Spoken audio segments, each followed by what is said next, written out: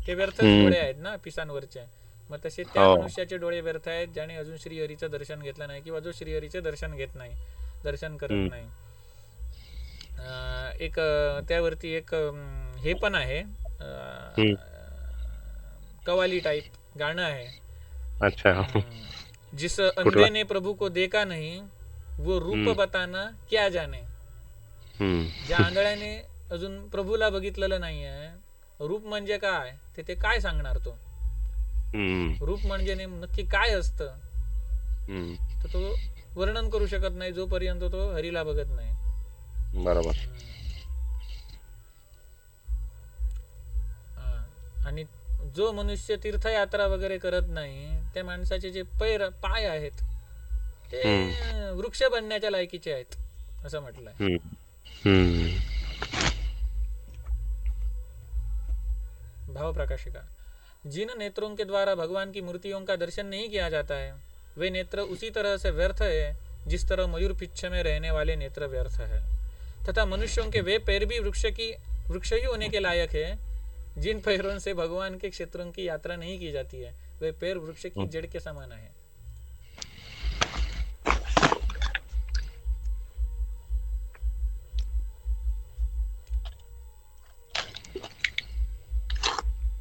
काय झालं?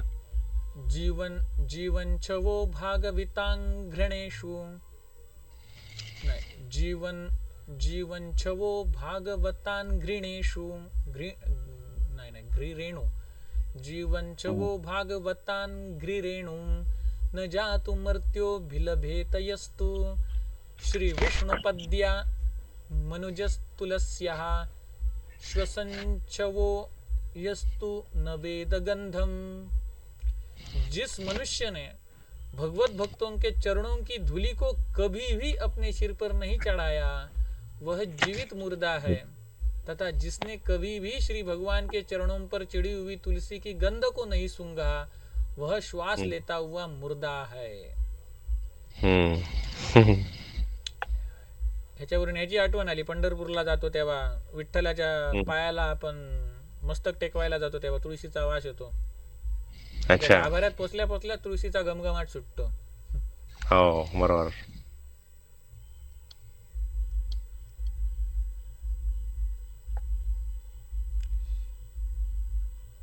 आणि भगवत भक्तांच्या चरणांची धुळी आपल्या मस्तकी लागावी म्हणूनच नामदेवांनी ते पायरीचं स्थान मागितलं. पण झालं काय उलट. ते नामदेव पायरी तिथे झाल्यापासून या लोकांनी तिथे बॅरिकेड घालून ठेवले. लोक जातात साईडने वेगळ्याच मार्गाने. नामदेवांचा उद्देश काय होता की भगवत भक्तांच्या चरणांची धूळ माझ्या डोक्याला लागो म्हणून मला ते स्थान पाहिजे. आणि या ट्रस्टवाल्यांनी तिथे सगळं पॅक करून ठेवलंय. लोकांना सोडतात मग दुसऱ्या बाजूने मंदिराचा. त्याने जाणून बुजून मंदिराची पायरीच मागितली कारण तिथूनच एंट्रन्स डोर होता ना खरा. मग तो एंट्रन्स डोर तो फक्त फोटो पुरता राहिला. सोडतात साईडने आतमध्ये. ते कोणतरी बोललं पाहिजे त्यांना. कारण नामदेवांना तेच तर पाहिजे होतं. भगवत भक्तांच्या चरणांची धुली आपल्या मस्तकाला लागली पाहिजे. भाव तिथून एंट्री केली पाहिजे. भाव प्रकाशिका. जिसने जीवन में श्री भगवान के भक्तों के चरणों की धूलि को अपने सिर पर चढ़ने के लिए नहीं जिसने जीवन में श्री भगवान के भक्तों के चरणों की धूलि को अपने सिर पर चढ़ाने के लिए नहीं प्राप्त किया वह जीते जी मुर्दा है, तथा जिसने श्री भगवान के चरणों पर चिड़ी हुई तुलसी को सूंघ कर उसकी सराहना कभी नहीं की वह श्वास लेते हुए मुर्दे के समान है. आम्ही बाबा घेतला वास पंढरपूरला गेलेलो तेव्हा. स्नेहा गो स्नेहा. यावेळी विनय आणि मी विनय पण होतो आमच्याकडे पंढरपूरला. एकत्रच घेतलं दर्शन.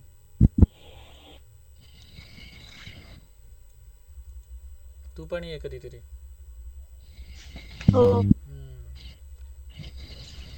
अपूर्वा गेला असतात काय माहिती नाही.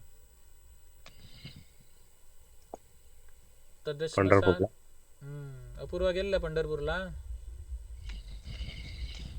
गाभाऱ्यात जेव्हा प्रवेश करतो तेव्हा भारीच वाटतं. सगळं सायलेंट वातावरण होतं. सामसूम. तुळशीचा वास सगळीकडे पसरतो आणि जो तो एंट्री मारतो तो तिथेच बघत असतो विठ्ठलाकडेच, नजरच हा ना. हलत नाही त्याची. हा ना. तदश्मसारं हृदयं पतेदं यद्गृह्य तदश्मसारं हृदयं पतेदं यद्गृह्यमाणैर्हरिनामध्येयै न विक्रियेथा न विक्रियेताथ यदा विकारो नेत्रेम जलम गात्र रुहेषु हर्षः. मग तिथे मंदिरात तिथे प्रवेश केल्यानंतर बरेच जण गाभाऱ्यात प्रवेश केल्यानंतर इतक्या वेळ आपण ज्याच्यासाठी थांबलो होतो दिवस रात्र, ज्याचं शेवटी दर्शन होतंय बघल्यानंतर त्यांच्या डोळ्यातून अश्रू वगैरे येतात. मला वाटतं तसंच काहीतरी इथे पण आलंय, बघूया. अनुवाद. निश्चित रूप से वह हृदय पत्थर के समान अत्यंत कठोर है जो उच्चारण किए जाने वाले श्री हरि के नामों को सुनकर पिघल नहीं जाता. जब हरि नामों को सुनकर हृदय में विकार उत्पन्न होता है उस समय आंखों में आंसू भर जाते हैं तथा रोमों में रोमांच हो जाता है. ते डोळ्यात येतच अश्रू आणि रोमांच सुद्धा असतो. एंट्री करतो तेव्हा आतमध्ये, कानोपात्रेच्या त्या झाडाला हात लावून आतमध्ये जातो तेव्हा. अष्टसात्विक भाव म्हणतात त्याला. अष्टसात्विक भाव. हा, अष्टसात्विक भाव जागृत होतात. हम्म. म्हणजे जे माझ्या बघण्यात तर असे की जे लाईन मध्ये असताना काही असे उन्हाळ पोरगे होते ना, उगाच नाचत होते, काहीतरी ढोलकी काहीतरी आणलेली, आणि ते सुद्धा जेव्हा त्या गाभाऱ्यात गेले ना तेव्हा एकदम शांत झाले, रोमांच त्यांच्या हृदयात झाला आणि एकदम शांत झाले ते पण. बरोबर.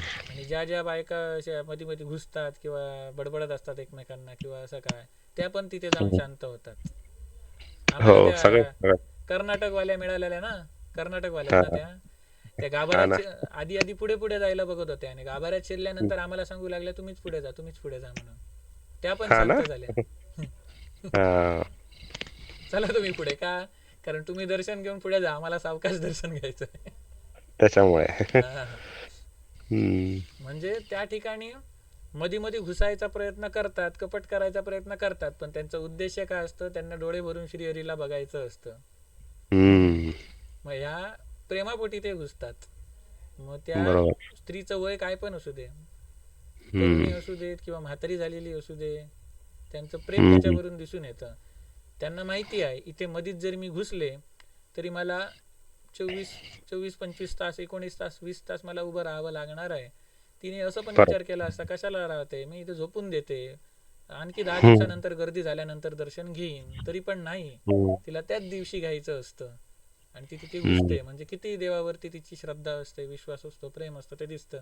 मग त्याच्यासाठी ती शिवीगाळ पण खाते लोकांची, मध्येच घुसते म्हणून. तरी पण देवावरती भक्ती, प्रेमभाव काय आहे तो तिथे बघायला मिळतो लाईव्ह.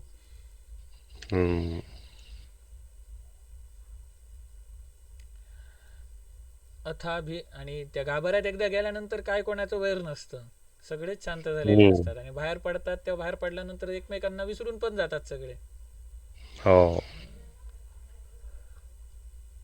अथाभिधे. आता इथे परत अनुष्टुप छंद झाला वाटतं सुरू. अथाभिधेयंगमनोनुकूलम, नाही त्रिष्टुप छंदच आहे. अथाभिधेयंगमनोनुकूलम प्रभाषसे भागवत प्रधान यदा वैया सकीरात्म विद्या विशारदो नृपतिम साधु पुष्टः. संपला अध्याय. अनुवाद. हे सूतजी, आप अत्यंत अनुकूल बातें सुनाते हैं. राजा परीक्षित द्वारा अच्छी तरह से पूछे जाने पर आत्मविद्या में पारंगत श्री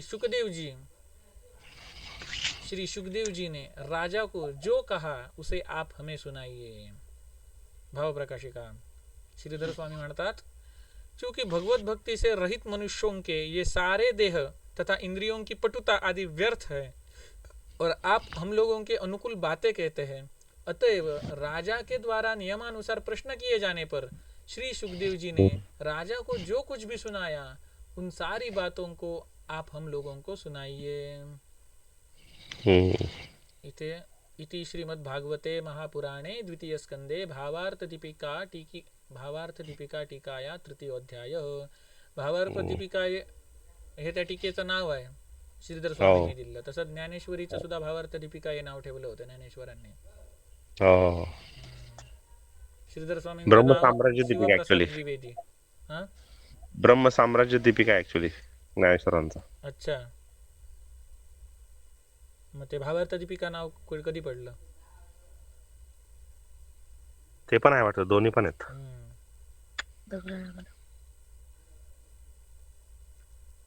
इस तरह श्रीमद् भागवत महापुराण के द्वितीय स्कंद के तृतीय अध्याय की भावार्थ दीपिका नामक टीका शिव प्रसाद द्विवेदी श्रीधराचार्य कृत भावप्रकाशिका व्याख्या संपूर्ण हुई. ठीक आहे, थांबूया इथे. चैतन्य महाप्रभूंनी या कमेंट्री बद्दल किंवा या भाष्याबद्दल किंवा या टीकेबद्दल काय उद्गार काढलेले ते तुला मी पाठवलं होतं बघ, हा, ते आठवतंय परत का? सांगा. यांना सांगा आता, स्नेहा आणि आज नवीन आहे ना म्हणून या टीकेची ते विशेषता. ते कोणतरी सार्वभौम भट्टाचार्य आले होते त्यांच्याकडं हम्म, सांगायला की मला भागवतचं हम्म, हे टीका खूप आवडतं, ते टीका खूप आवडतं. मग चैतन्य महाप्रभू म्हटले मला फक्त श्रीधरी स्वामीचं टीका सोडून दुसरं कुठलंही टीका जर कोणी वाचलं मग तो व्यक्ती डायरेक्ट वैश्यागमन करतो, हम्म, असं सांगितलं डायरेक्ट. आणि त्याचं प्रूफ पाठवलं मी तुला, चैतन्य चरितामृत मधलं, मध्य लीलामध्ये आहे ते. म्हणजे चैतन्य महाप्रभू जसे आपल्याकडे ज्ञानेश्वर महाविष्णूचा अवतार मानला जातो, तसं तिकडे ते बंगालच्या तिकडे चैतन्य महाप्रभू पण विष्णूचे अवतार मानले जातात. मग त्यांनी स्वतः सांगितलं आहे की श्रीधर स्वामींनी हे जे भाष्य लिहिलेलं आहे, ही टीका जी लिहिलेली आहे भागवत पुराणावरती, ती म्हणजे टॉप मानतात ते. म्हणजे त्यांनी अप्रूव्ह केलेली आहे, विष्णूच्या अवताराने म्हणजे भगवंताच्या स्वरूपाने अप्रूव्ह केलेली आहे. त्याच्यामुळे ह्या भागवत पुराणाच्या ह्या भाष्याची, या टीकेची एक वेगळीच विशेषता आहे, म्हणून आम्ही हेच भाष्य निवडलं वाचायला. ठीक आहे, थांबूया इथे.